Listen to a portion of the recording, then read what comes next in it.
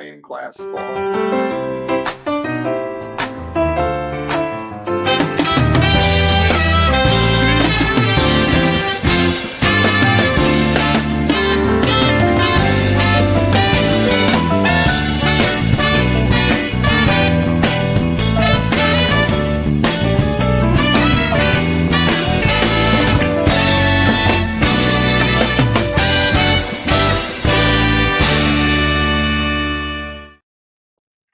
Welcome to In Your City Show.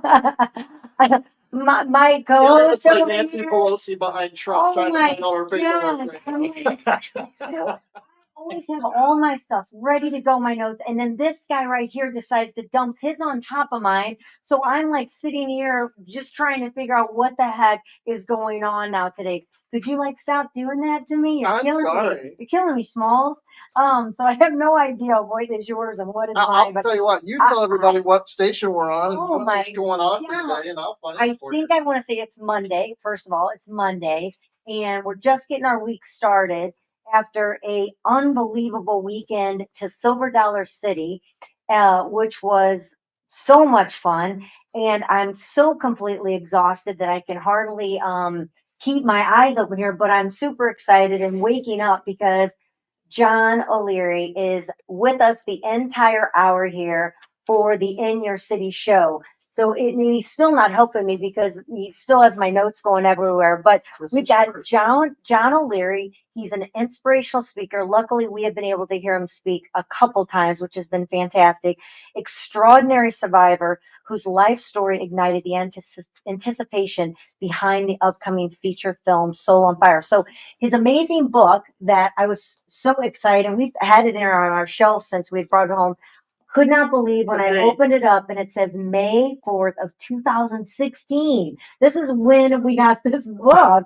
And it says Kelly, stay on fire and God bless John O'Leary. So this is so cool to have this. And we had it in the station and now we get to have it on the book. And now did you kindly like put things in order for me so I could find it? I think so. You think so? Well, good. All right. Let's not, without further ado, let's go ahead and just tilt that camera over, bring John onto the show and join us. Thank you so much. We're so excited to have you today. This is the hottest happy hour in all happy hours, so I'm just glad to be invited to the party. And we should be having like cocktails and celebration. And don't kid yourself, there's a lot of times that we do. It's just Monday. Oh my gosh. So we just got back, which I said, Silver Dollar City. Have you taken the kids to Silver Dollar City? I have. We went as a family with my wife's family probably 2 summers ago and had a blast. I had no expectations, not high or low, and it was world class. It was a blast. Well, I was 12 years old the first and last time I'd been there. Gordon had been there maybe 20 something years ago, had been there. So I literally couldn't remember what I would be seeing, Right. what there was to do. But we went to so many museums. Some of them we thought, Actually, are we going to go to the Titanic? You did that one as well. Yes, Gordon did not survive. It was one of the Our first stop was too, of course. You got to stop there on your way to France, and So it's the fudge place. Uranus. Uranus fudge. Yes, Uranus fudge. So, but the funny thing is, Gordon is the person that there's a big ball of yarn or something. Yes. He's stopping. He's got to see. He I'm is the Clark stopping. Griswold. Yes. So we had to go through the freaky museum of three-headed people and mermaids that are half human, and then of course went to the aquarium, the Titanic. We rode every roller coaster known to mankind. I think every organ and bone is in a different place in my body right now. You probably still have your head rattled. But we only have 2 grand boys, and it was, it's amazing what everything costs now. I don't know. You have a family of 4, right? Right. 6 with the 2 adults. It's so, I mean, there's nothing inexpensive that you do. And you think, how do families go and really engage and entertain a family? Because you can just spend every day hundreds and hundreds and hundreds of dollars. Well, you and I are recording this on a Monday during happy hour. And yesterday, my wife and I snuck out of the house early, went to the zoo, St. Louis Zoo. If you haven't been lately, go. If you've never been, go now. We had so much fun. It is free, as you know. True.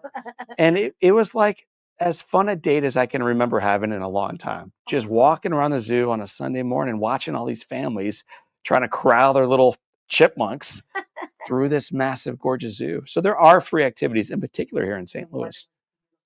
one time, I don't know if it still is today, but at one time, the St. Louis Zoo was the #1 free attraction in the United States. Yeah. It still is, and it might be in the top 3. I know it was #1, and it may still be up there. It's not even the top 10. It's in the top 5. Right. It's still. I hate It to was say the this, USA Today's poll, but they're no longer around. so we don't know where they're at from there. So here you are today. We're excited. Your book we got back in 2016, and now you have this incredible movie, which you got to meet my daughter. Yes. She was on set doing hair and that, and oh my gosh, she couldn't quit talking about you after meeting you. And then the young man who played you, and then of course, oh my gosh, what is his name? William Macy. Oh, yeah, William H. From Macy. Shameless. That's where most people know him from. So he's different in real life, guys. It's not Frank. I do too. Yeah, let's see a little bit of that clip before we go. I am a soul on fire.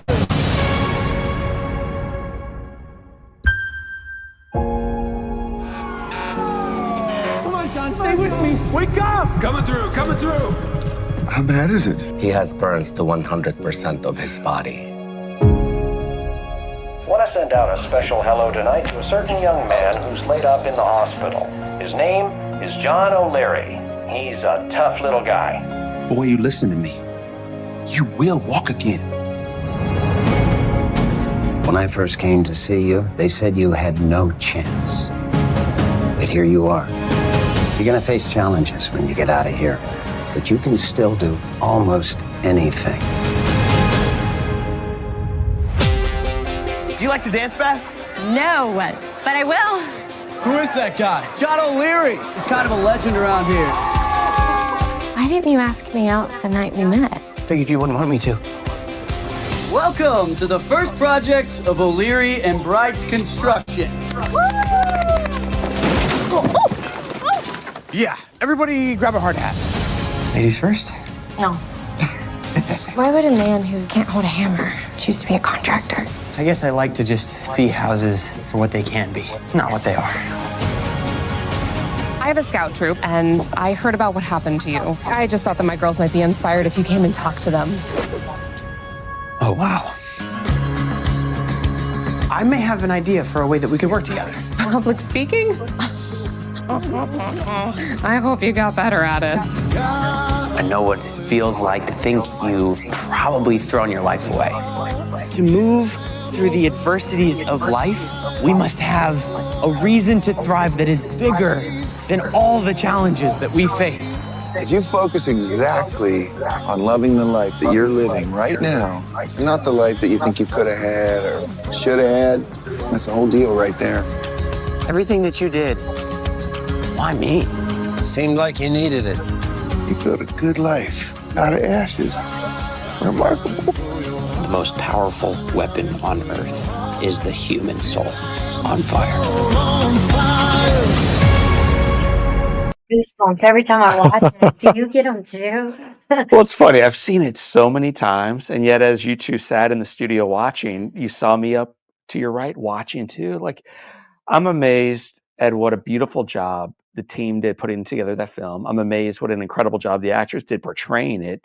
Then they went to editing. It took 1.5 years to push this thing together just right. Then they had to make shots like that come alive. So in 90 seconds, you feel it, and you'll want to take your family out to go visit it. And October 10th, right? October 10th. And then to recognize it's all real. Yeah. So Hollywood does a great job of telling stories of heroes who fly, or swim with mermaid fins and all these other things that are just completely made up. This story happened here in St. Louis. It was filmed here in St. Louis. And it's about heroes here in St. Louis. And I'm not one of them. Yes, you are. I'm really not. I mean, it's really a celebration of how great we are. Yeah. Oh my gosh, it's fabulous. And I noticed the scene in there of the woman asking you to speak to the Girl Scout troop, which in your book, that's where your life literally transitioned from being a Right. construction worker as your wife now, which is portrayed in the movie Beth, correct? That is right. And seeing that, knowing that one little first speech that you almost said no to, Totally right. totally took your life into another path. Thank goodness, because the you've been able to inspire so many people with your words. Oh, man. And again, I'm not trying to be humble. It's just true.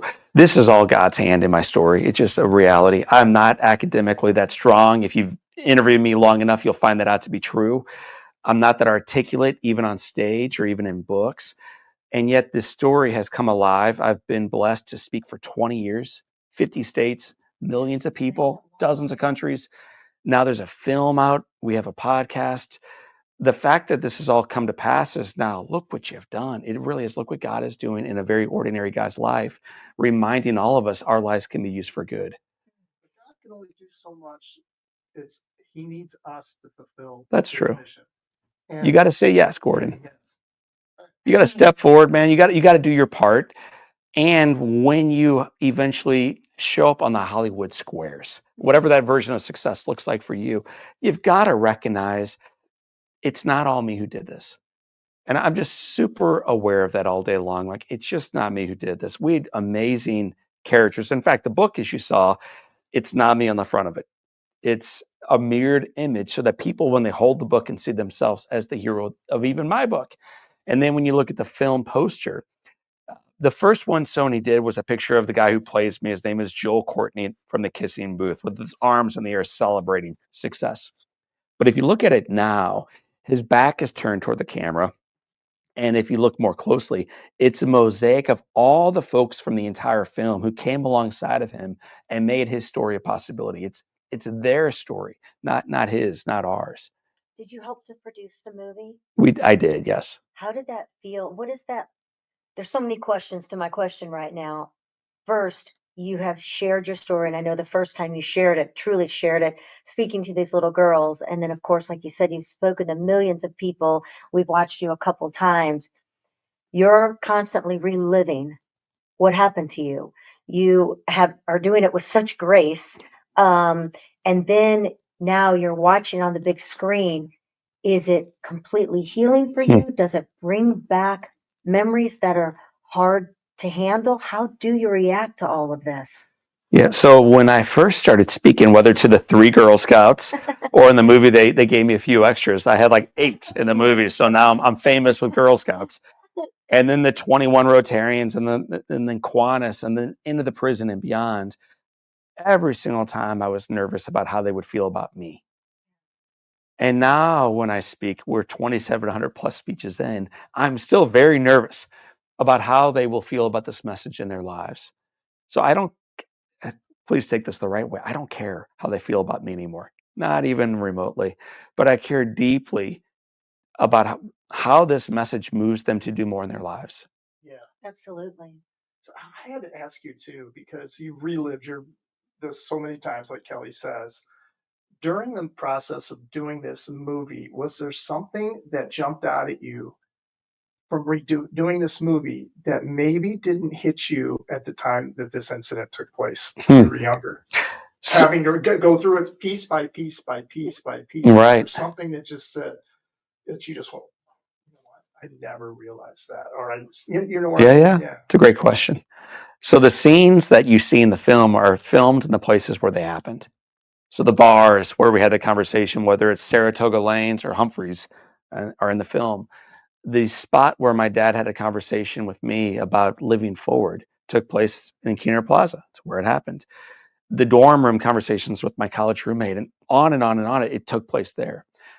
The shrine of St. Joseph, where I got married to Beth, is where they shot me getting married.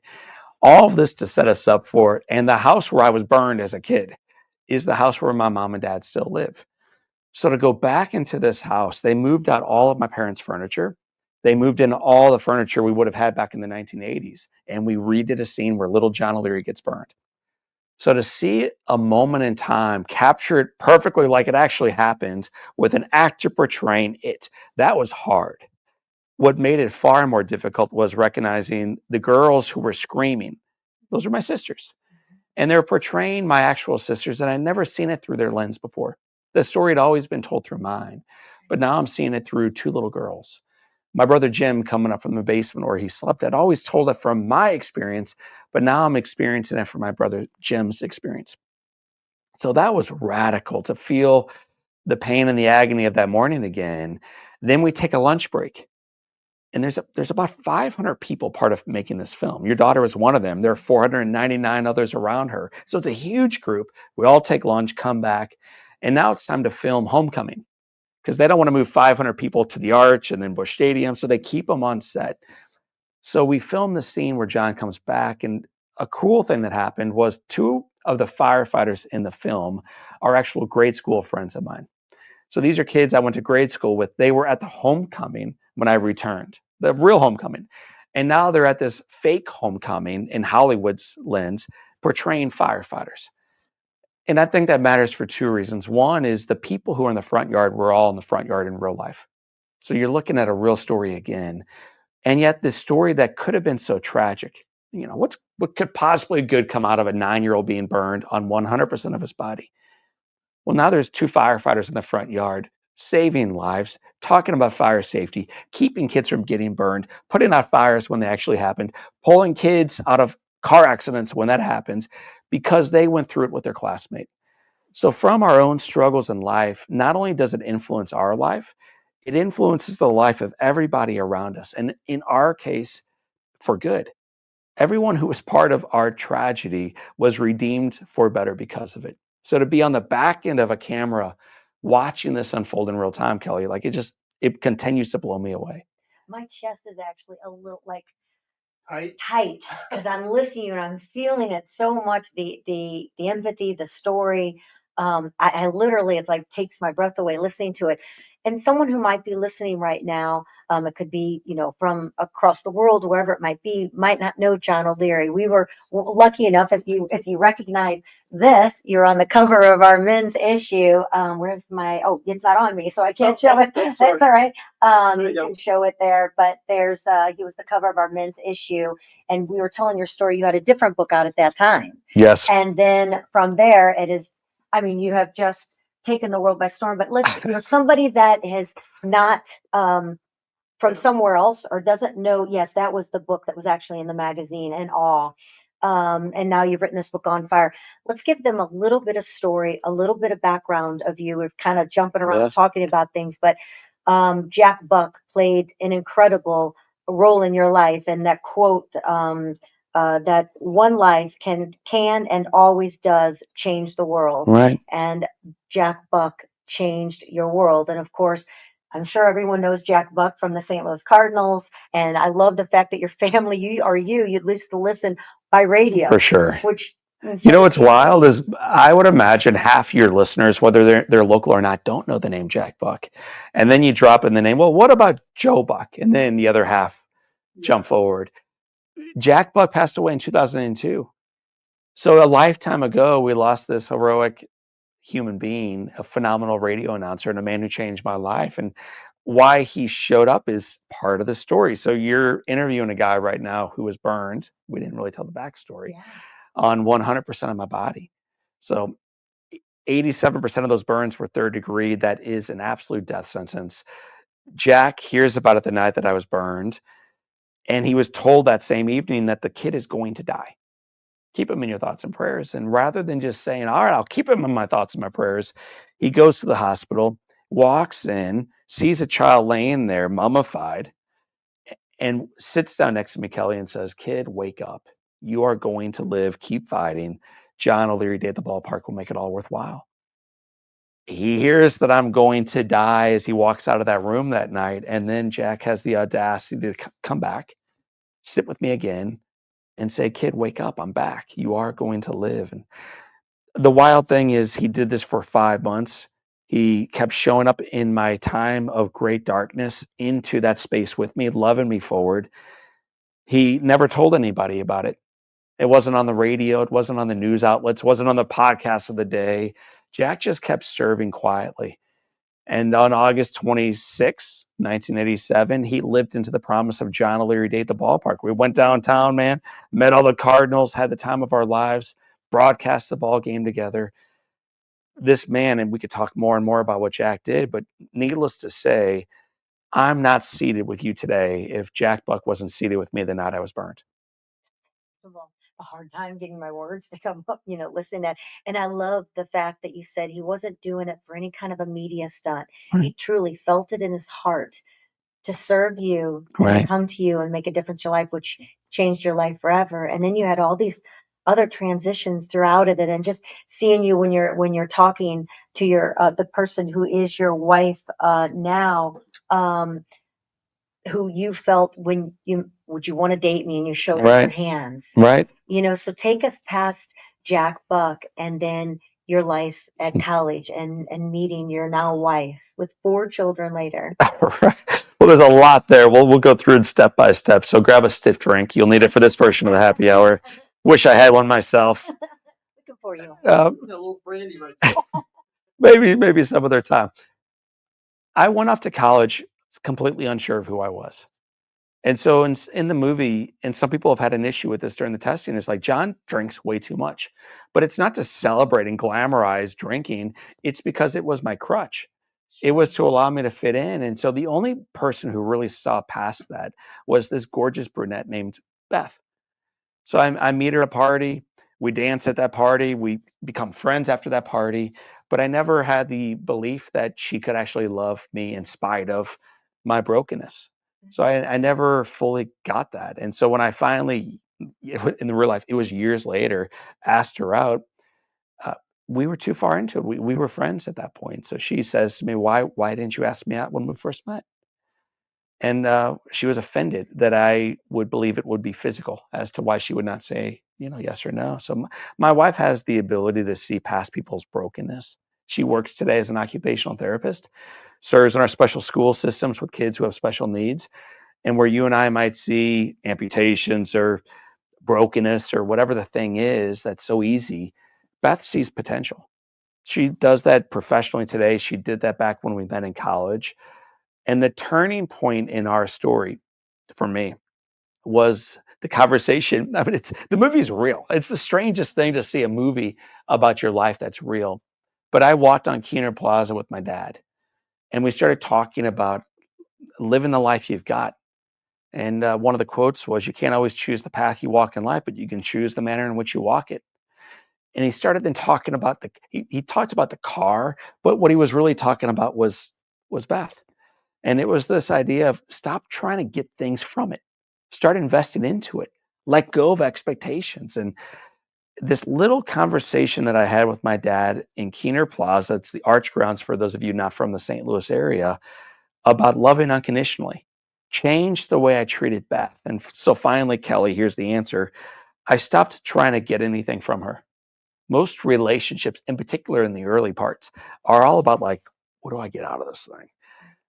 And I'll invest to that degree to get something, an ROI on it. And what I started to do was love her for who she was, expecting nothing in return. And that little pivot with no expectations changed the way she began to perceive me. I wasn't needy anymore. I was just loving her as a friend. And I think that's why, full circle moment, she came around years later and asked me out. So in the film, it does a great job of portraying that. In real life, it was awesome. But I asked my wife out first and second and third and fifth and 11th. But at some point, stopped pursuing, started loving, and it changed her heart too. I love love. I'm always in for a good love story. For sure. It gets me every time, all the time. I absolutely love it.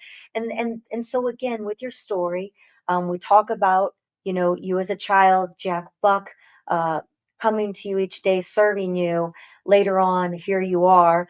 You even learned to play the piano, Right. which I think, did you even have a little clip? Because what we're going to do, let's watch this, and then we're going to have to take it to a break. Yep. Of course, and then we're going to come back and talk more about you, the movie, a few rapid fire questions, and have some fun. Let's see that.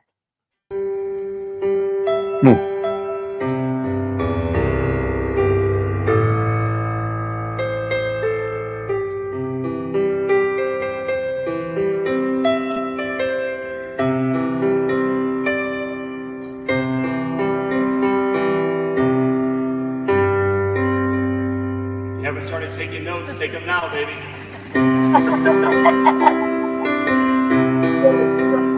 Your mom made you take piano lessons. You didn't want to, did you? Are we talking about this right now? Yeah. Do we have to go to break, or can I talk about my mom? everybody know that, of course, again, John's mentioned that he was burnt over 100% of his body.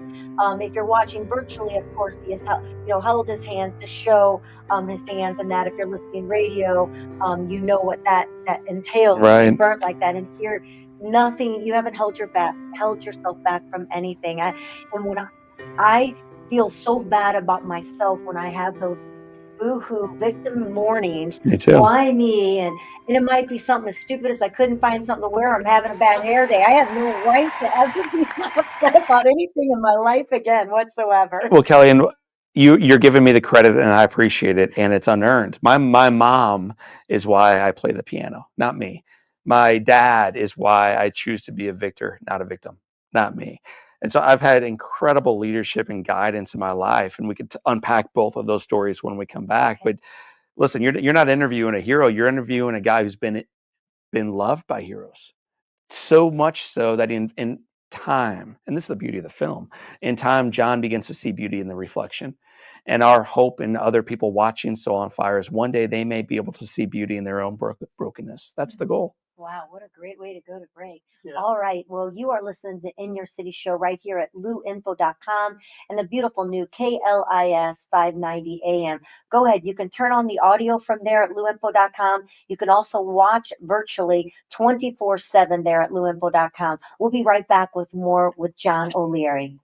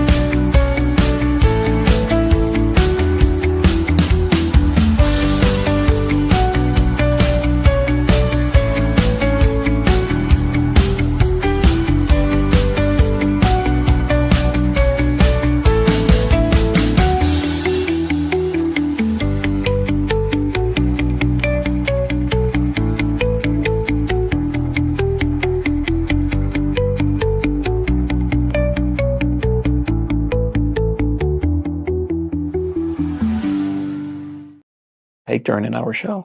There'll be there was 5 in the beginning, 5 going on right now.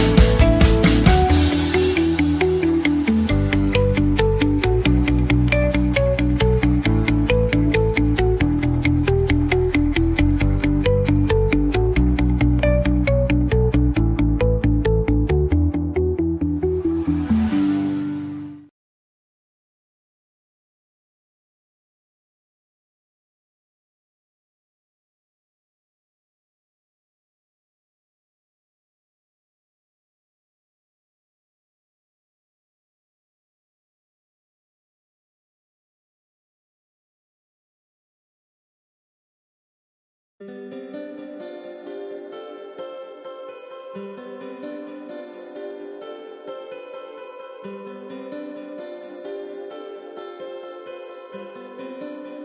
magazines. Of course, our show is presented by City Lifestyle Magazine, Chesterfield, Clayton, and St. Charles County City Lifestyle Magazines. As we mentioned, John O'Leary graced our covers back 2020 in our men's issue, and he's with us here today.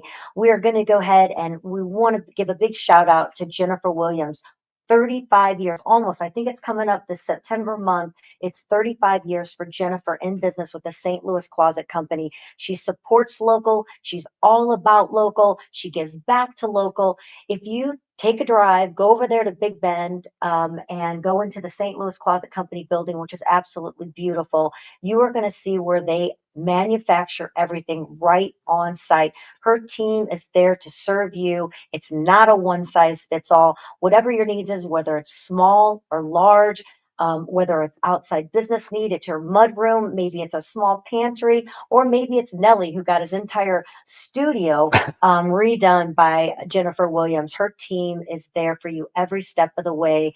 You will love it. Go in, say hello to her, say hello to the team, have them come out, give you an estimate. It will change your world. As she says, go from chaos to calm, go from chaos to clarity, and that is with St. Louis Closet Company. Thanks, Jennifer, for being part of the In Your City show.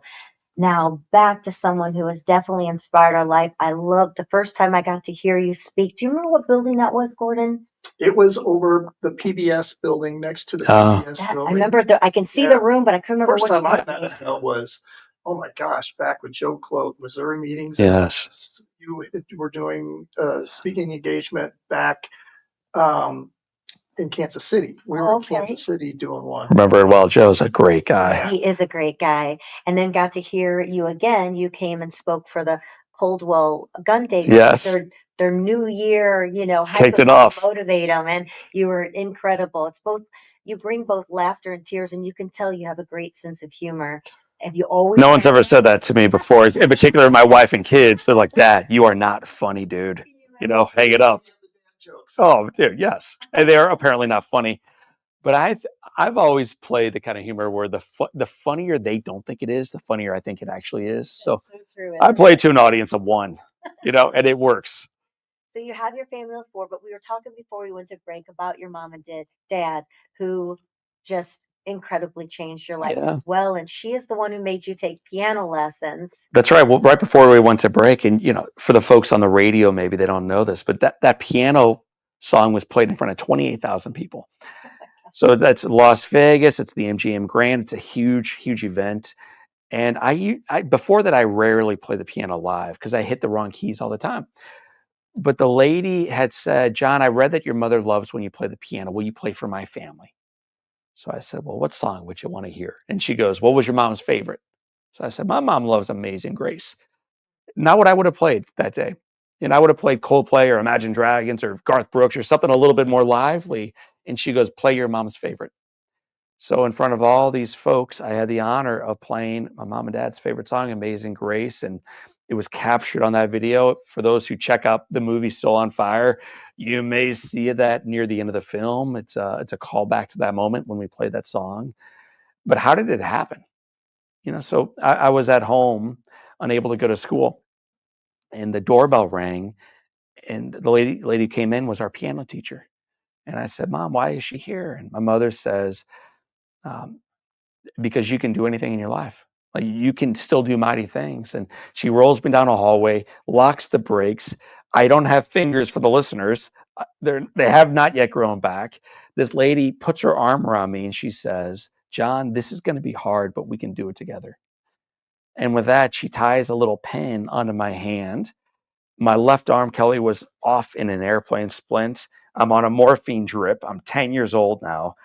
And I'm playing one key at a time with a pen, sticking out of my right hand. The entire time thinking, I hate my mom. This woman's evil, man. Like, I've been through enough. I hate my mom. Why would she do this? And the answer is because it wasn't about piano. It was about possibility. It was teaching a kid who was making every excuse in the world why he could not do things, that was all a lie. It's all a lie. And so my mother insisted over the next 5 years, this little boy not just learn the piano, which is a fine little bar trick, but really how to grab onto life and not let go. And like, what a gift. Incredible. Truly, truly incredible words. Now, let's back up a little bit. So, your mom did that to you, but when Jack Buck, the famous announcer here in St. Louis, came into your room, he also told you he would come back and bring you a signed baseball, right? Yeah, If you would write. that's He was right. just getting you to write. Tell a little bit about that. That's what for the folks who, if Making you do stuff, John. tell me about it. That's why when you made me say, talk about it, the heroes. What an honor it was to celebrate these folks because I'm the recipient of it. Jack Buck was the great broadcaster for the St. Louis Cardinals, shows up the day I was burned, comes back the following day, even though he's told repeatedly, I'm going to die, comes back for the 5 months I'm in hospital. We have afterwards John O'Leary Day at the ballpark. And that evening he learns I can't use my hands. So just like my mother, he's trying to put something in front of me that was difficult but possible. And for me, it was a baseball signed by Ozzie Smith. Below the ball was a note that read, "Kid, if you want a second baseball, That's so good. write a thank you letter to the man who sent the first." And I can't write, listeners and viewers, but I want a second baseball, Gordon. So with the help of two therapists, they push my hands together. We write the note. We mail it off. And 2 days later, I got a second baseball. And because I know you're going to run out of runway on this one, I'll shorten it. He sent 60 baseballs. So one radio announcer, busy with his own life, sends to a little nobody named John O'Leary 60 baseballs. Again, not really teaching him how to write. That's part of it, but really teaching him how to live, teaching him to stop making excuses, teaching him, to your first question, to stop playing victim. Yeah, I'm so emotional right Oh, now. I my told gosh. every time I see John, I said, "Do not make me cry." Oh my gosh. Like 5 times. My eyes are watering. I like that. But I think the reason we get so emotional is because we get to see it. It's almost like, It's It's the a Wonderful American- Life has got to be one of your favorite movies. Yeah. Because what that movie shows and what your movie's probably going to show as well is, like you just said, the people in our lives, we don't realize the major part they play in our lives. Yeah. Until we really sit back and look at our lives as a movie. Look at, like, how did I get here? Yes. I mean, how did I get to this point? I got to this point. I learned how to write because of Jack Buck. I learned how to play the piano because of my mom. Yeah. It's all these little pieces that just create who you are. But then your gift that you're giving back to everybody is now going to play a part in their life. That's going to change them forever. And we were talking through break too to bounce off of that you have this podcast, if you'd please mention, and I love listening to it because this podcast isn't John getting on every day and reminding everybody of his story. You're using your platform to bring other stories to people Right. that are out there being heroes and motivating, inspiring, and changing For lives sure. and telling their stories. So we started that back in 2017 before the podcast movement was cool, So like we were doing this work, and one of our guests was Mitch Albom, who wrote a book called The 5 People You Meet in Heaven, which is about 5 people that this guy impacted without even knowing it. Back to your earlier point, Gordon, you never know. I interviewed a guy named John Burke a couple years ago who was an atheist, and then his dad had a near-death experience, and he didn't believe that his dad was right. So he did the research, and it moved him so deeply that John Burke became a pastor, and he wrote a book. I think it's called Imagine Heaven. And it's an incredible book, but it goes back to your question earlier. Everyone who has a near-death experience also has this quick rewind in their lives. And they see all the people that they had seen throughout the course of their life, all these experiences. Like, it's part of everyone who dies journey to have a quick review of your life. And what I've been blessed with over the last 20 years of doing this work is I get that review almost every day of my life. I get to remind people of the folks who showed up for me, what they did, what they said, how it influenced me, and what we can do in our lives afterwards. And right before we went to break, you talked about my dad and this victim versus victor mentality. So I'm 10 years old, and I don't want to go back to school. I never liked school in the first place, but in particular after getting burned and having 18 months at home, and I knew I was going to be made fun of because I'm different. I'm in a wheelchair. I can't move like I used to. So I'm like, Dad, please don't make me go. And why me? And all these questions. Why me, Dad? Why me? So finally, my dad stands. He shuts the bedroom door. He comes back in. He puts his hands on my legs, looks me in the eyes and says, John, darn it, why not you? This terrible thing has happened in your life. And if you want to be a victim to it for the rest of your life, have at it. No one's going to blame you, man. You've been through the worst. Or you can be a victor. And every room you roll into, or maybe one day you walk into, people will look up in awe at what you've overcome and how you lead your life now. And he said to me, John, victim or victor, your choice, not mine. And my dad, 36 years ago, leaned forward, kissed me on the forehead, stood up and walked out of that room. And Kelly, like that is something I wrestle with every day. It's not something you get over. I mean, for the viewers, they see it. Like I have scars over my entire body, victim or victor. I'm raising 4 kids, not always easy, victim or victor. You mentioned losing a brother recently. I lost my dad 2 months ago, victim or victor. But in every engagement, the big ones and the little ones, you get to decide, what do I do with this? And if you want to be a victim to it, the world will back you up. They will retweet your victim statements. They will. We love this stuff. Or you can recognize that God is in the midst of the struggle too, and you can use that struggle and the rest of your life afterwards for good. And it determines your choice on this, not only how it affects your day, but every day thereafter. It's like a really big deal how we decide to choose to lead our lives.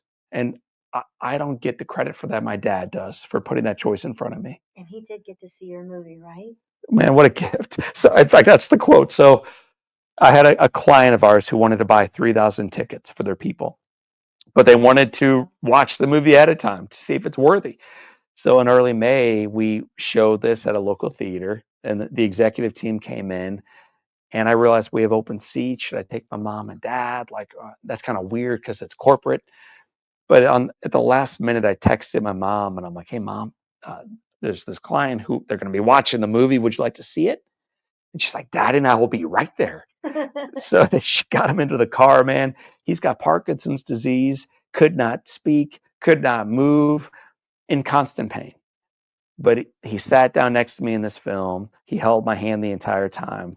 And at the very end of it, you know, the audience is clapping, which is surreal when you see people you don't know clapping your life. Emotionally clapping. Right. Like I think they're clapping for them, but they're clapping. And I lean over and I say, Dad, what do you think about our film? What do you think about our film, man? And these are like the last words he ever spoke to me. He says, John, what a gift. What a gift.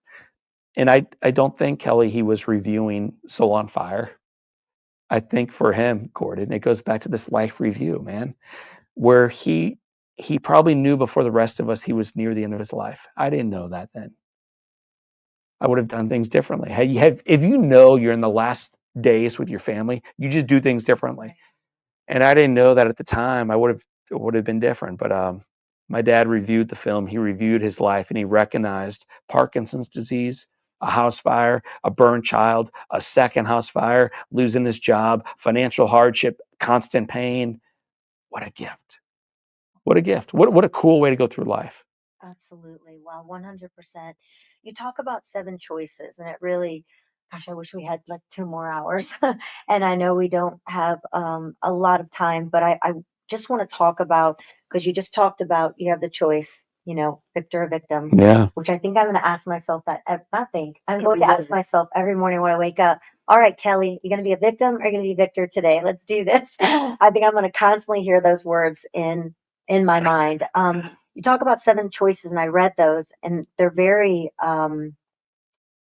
impactful. Yeah. I should say. You talk about choose accountability, take ownership. Can you talk a little bit about the 7 choices? Sure. Do you have them all listed in front of you or no? Just pick one and say, John, tell us more about. Well, of course, you talk about honesty, you talk about surrounding yourself with, the people who you're with. But I think the one that got me the most was actually your first one about choose accountability, Right on. take ownership of your life.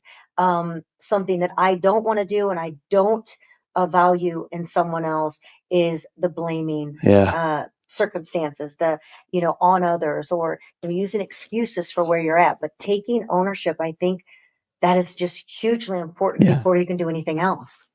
So and by the way, I wrote that book 8 years ago. So I'm going to Sorry. Yes, I didn't don't be mean to sorry. throw them all at you and then it was choosing love. No, it's good. But I each chapter begins with little 9-year-old John O'Leary not understanding what's happening. Yeah. And so chapter 1 begins with me saying, it's not my fault. And it's not, none of this is my fault. I didn't mean for this to happen. It's not my fault. And our first negative review on Amazon, we had 200 plus 5-star reviews, which is like crazy. But the first negative 1-star was, I can't believe this guy can't take responsibility for his life.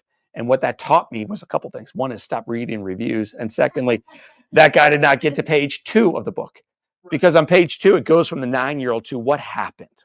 What happened? And then the people who stepped forward and reminded John to become accountable. Because that guy who rated that, get to page 2, man. Keep walking with me, because you're going to see a very different side of accountability here. So where did I learn that? And there's 2 cool bookends of this chapter 1. It begins, with the explosion, but it begins really with Mom coming into this room. She takes my right hand. I look up and I say, Mom, am I going to die?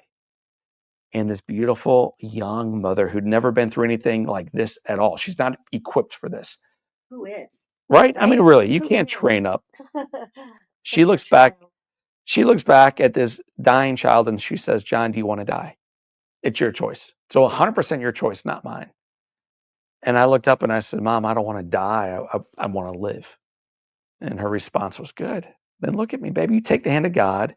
You walk the journey with him and you fight like you never fought before. You're not alone, but do your part and fight. So that's where chapter 1 begins. I wish the reviewer had got to that part. Yeah. Do your part, man. Do your part. Chapter 1 ends, though, not in the hospital, but at home. And it ends with me struggling with the homecoming night because I can't eat. I can't pick up a fork. And my sister Amy, who realizes I'm wrestling with this fork, grabs it, picks it up, scoops up the potatoes and says, and then she hears from her right, Amy, drop the fork. If little John's hungry, he'll feed himself tonight. And it's the voice of my mother, this stalwart who insisted people recognize they can do hard things in their life. She didn't tell me that evening, but I look at my mother in disbelief, look back at Amy, who then drops the fork, and I realize there's this plate of food in front of me and I can't do anything with it. So I start trying to scoop up the potatoes and the chicken and whatever else is in front of me. Can't. Flip the plate a couple times. Our overweight dog gets fed a couple times and it gets worse. The point is, my mother ruined dinner. But by the end of the night, 2 hours in, a 9-year-old boy with no fingers had figured out a way to wedge a fork between his 2 hands, use the splint to kind of back up against the plate, scoop those potatoes toward my mouth, and eat. And there's a really cool scene in the film where John is wedging, same thing as I just described. And the viewer's left thinking, his mom is evil, which is exactly what I thought. But then in the film, it jumps forward to when John is now a motivational speaker. There's 7 employees in this chaotic room. He's eating spaghetti with one hand now. Life is awesome. It wasn't easy at all. He couldn't take accountability at all. Read the first review on Amazon. That's a 1-star. You'll see it again. Hey, man, take some responsibility. Well, guess what? I did. I did. And what a gift it is in our life when we do. Because if we don't, life will always be hard. Life would have always been hard for you if you wouldn't have had to be, have that accountability. Right It would on. have been hard for you forever. And Yeah. now it's not because of that. I know we're quickly here. I love Choose Love because one reason I love Choose Love is because your wife and you both now have that love like Christ has, where he sees the person's soul, not anything else. How about that? Yeah. And the other thing I liked when we heard you last time, you were talking about what I love about Choose Love is being fully involved in the relationship and in the moment. I remember you talking about being in the moment when you're with people. Well, gosh, you said a lot, but I think it's really the same thing. One is, I've always wondered what it would be like to seriously see Jesus. Can you imagine the way he looked into people's eyes and he knew your past and he loved you anyway? So I've always strived to be a little bit more Christ-like in the way I walked. And then I recognized Jesus wasn't looking at the phone. Jesus wasn't looking at where he said he was going. They're going off to one place. They get called to the left. They go. Jesus took the interruption at every moment. And you can't do that if you're tethered to your obligations in life, to the ringing and the bells and the emails and everything else. And so to your second point, Gordon, the way I try to be present is there's a quote from Agmandino who says, how do I greet every person I meet? And he says, in silence and to myself, I say, I love you. Though spoken in silence, these words unwrinkle my brow. They shine through my eyes. They bring a smile to my face and they echo in my voice. I love you. I love you. And so I am so far from being able to love the way Jesus did and does. But I recognize when I can step forward as love, when I can put away all my old bull, all that stuff, man, and just be present with the people in front of me for them. All that stuff fades, the clock disappears, and I can love the one in front of me like Jesus did. And it led to Agmandino being the world's greatest salesperson, but it will lead to you being the best grandpa, the best leader, the best servant. That's the call. We are sitting here with John O'Leary. You are going to have to get your tickets and be ready for. So his book is On Fire. The movie is Soul on Fire. It is going to be released on October 10th, where we all get to sit inside the theater and watch this beautiful movie that tells such an incredible story right here, locally here in St. Louis, where it all takes place. And of course, it's going to be played around the world for everybody to be able to see, which has just got to be incredible. Can you give us, before we have to go now, but leave us with a word of what you hope this movie does for others and inspires. So two things. One is I hope you go get your tickets right now. They're already for sale, man. Ronnie's just packing up. So get your tickets, whether you rent out a whole theater for your church and school, your business, or you go by yourself and meet some new friends. So go to soulonfiremovie.com, please. Go to soulonfiremovie.com. Hollywood is a democracy. If you vote by watching squirrels who shoot laser guns and curse, they'll give you more of those. And if you vote by saying, I choose these types of films about real heroes, they will give us more of those. So let's choose soulonfiremovie.com. What I hope your listeners and viewers walk away with is recognizing John O'Leary is not the hero. And Jack Buck, as great and mighty as his voice was, is not the hero. It is ordinary people who step forward, who love the one in front of them, and anybody can do that. So don't wait for the next film. Don't wait for Soul on Fire Part 2 to come out to be a change agent for someone else. Do it now. Fantastic. Well, John O'Leary, you heard it from his mouth, and we thank you so much. You've inspired us. It's been an emotional hour. I laughed and I almost cried a few times, but why don't you end with us by saying cheers, because that's how we end In Your City show here at Lou Information Station. Are you ready? Cheers.